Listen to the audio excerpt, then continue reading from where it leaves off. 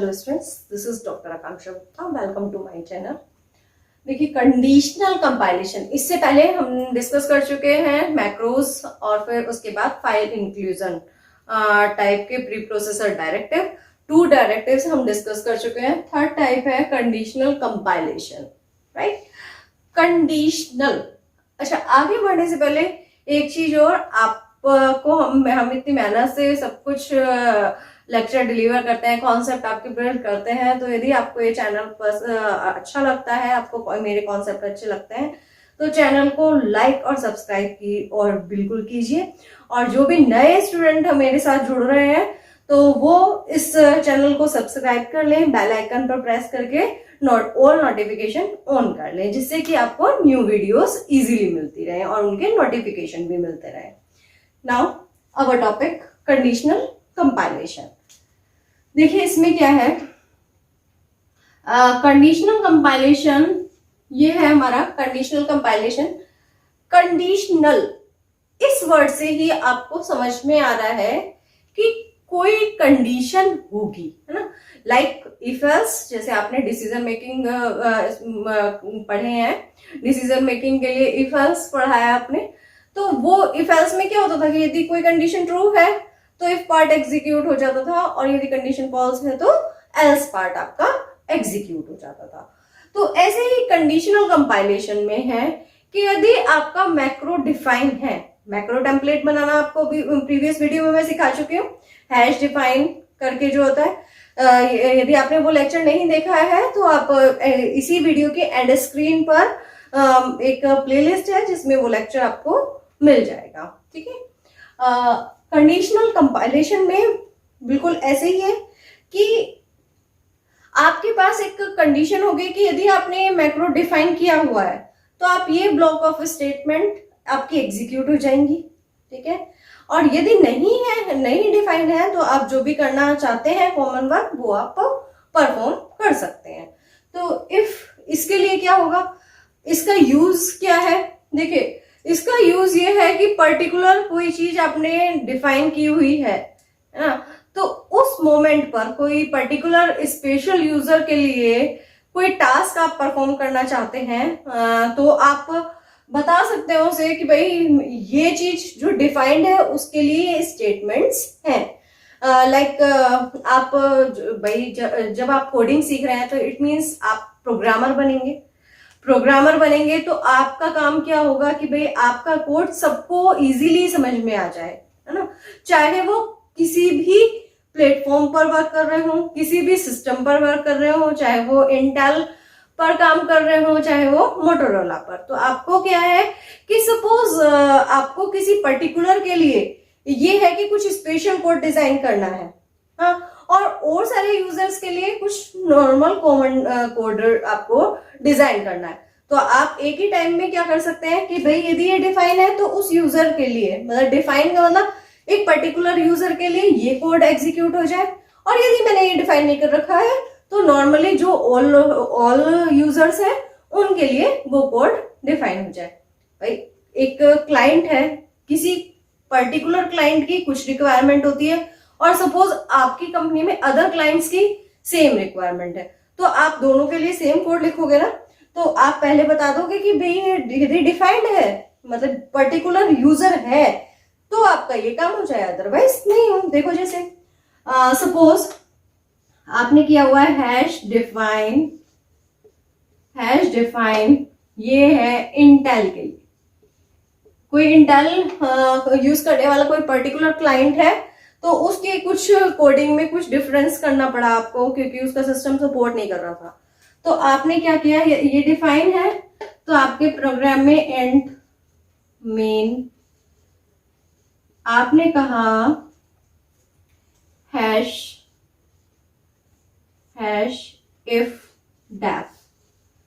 अब सपोज ये यदि डिफाइंड है इंटेल, इफ डेफ इंटेल, तो आपकी ये स्टेटमेंट 1, स्टेटमेंट 2 एग्जीक्यूट हो जाए, हैश एंड इफ, और यहां पर आपका क्या है, आप और सारी स्टेटमेंट लिख देंगे जो भी बाकी बचा हुआ कोड है, स्टेटमेंट 2, स्टेटमेंट 3, स्टेटमेंट 4, स्टेटमेंट 5, इस तरह से रिटर्न 0।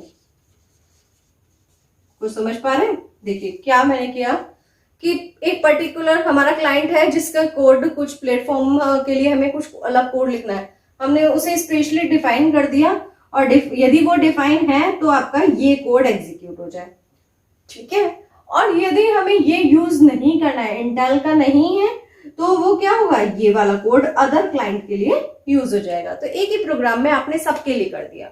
आप बेस्ट प्रोग्रामर है तो आप क्या करें, आपका काम क्या है कि एक ही प्रोग्राम सबके लिए यूजफुल हो, तो आपने ये किया, ठीक है। तो इफ डेफ, अब देखिए इसका प्रोग्राम देखते हैं। अब हम आप इसे एग्जीक्यूट करके कैसे देख सकते हैं। देखिए आपने डिफाइन किया हैश डिफाइन सपोज PR, ये कुछ मैंने स्टेटमेंट डिफाइन कर दी है। इंट मेल, यहां पर इंट में अब हम क्या करेंगे, PR डिफाइन है if def hash if def PR, तो आप क्या करें, प्रिंट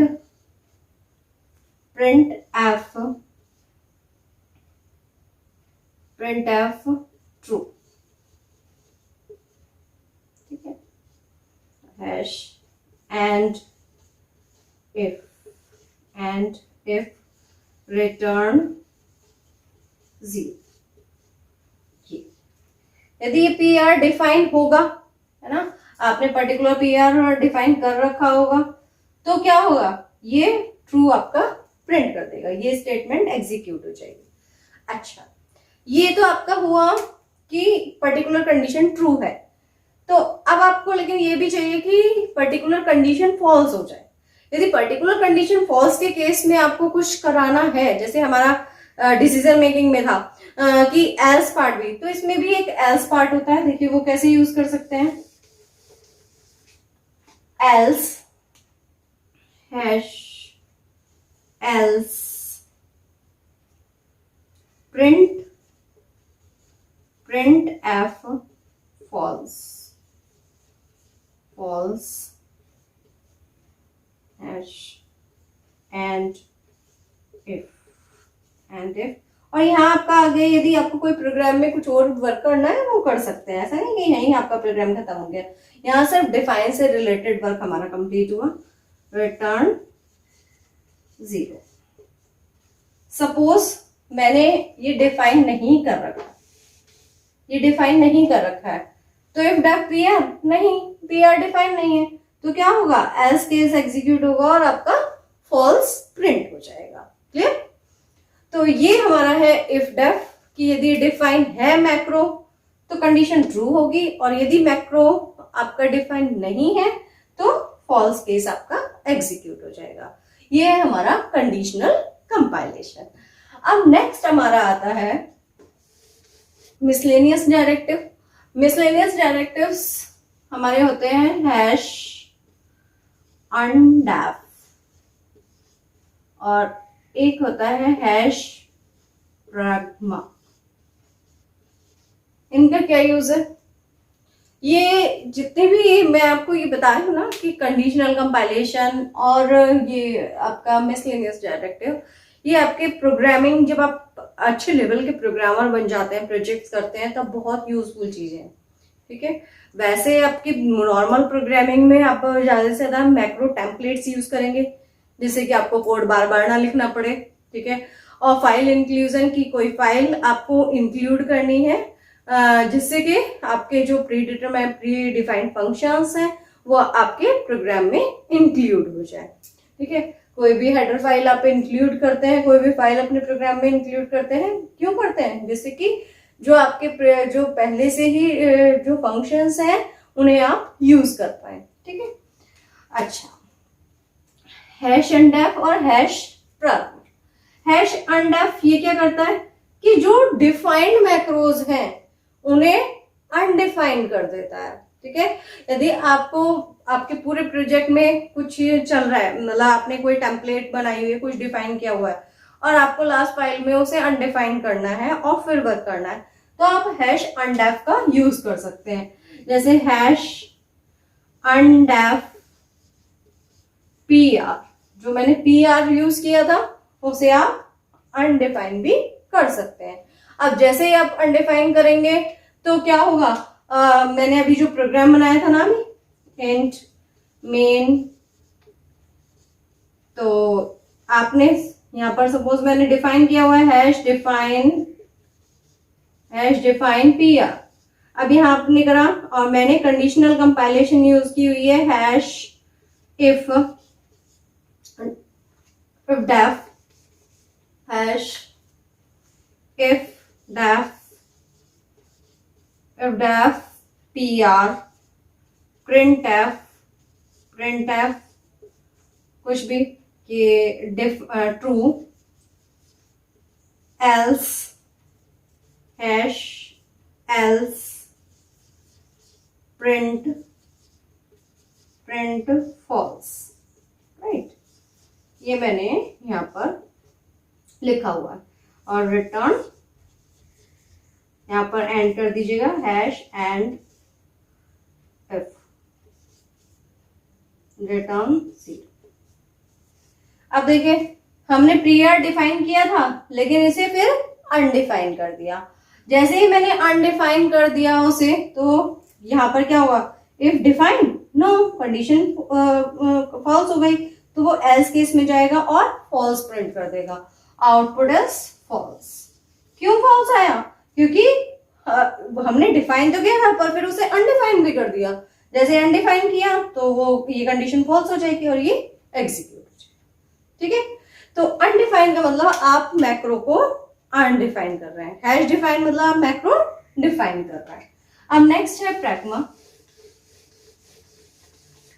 प्रैग्मा क्या होता है, इसमें आपके हैश जो प्रैग्मा है इसमें स्टार्ट के टाइम पे ये जो प्रोग्राम है इसको के स्टार्टअप के टाइम पे और एग्जिट के टाइम पर आप कुछ फंक्शन कॉल कर सकते हैं। लाइक आप के पास ये होता है हैश प्रैग्मा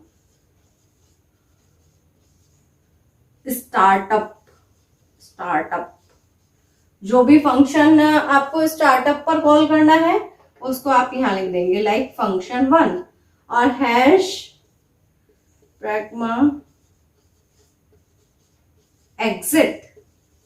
यदि आपको एग्जिट पर कोई फंक्शन कॉल करना है तो आप ऐसे उसे डिफाइन कर देंगे ऊपर ही, है ना। जैसे हैश डिफाइन लिखते थे वहां पर आप लिखेंगे हैश प्रैग्मा fun1 और पहले फन जो भी फंक्शन होंगे उन्हें आप void उनका प्रोटोटाइप दे देंगे void fun2, ठीक। फिर वही अपना मेन बनाएंगे,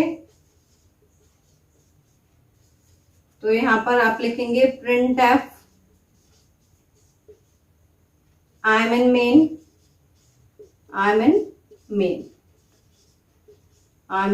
main return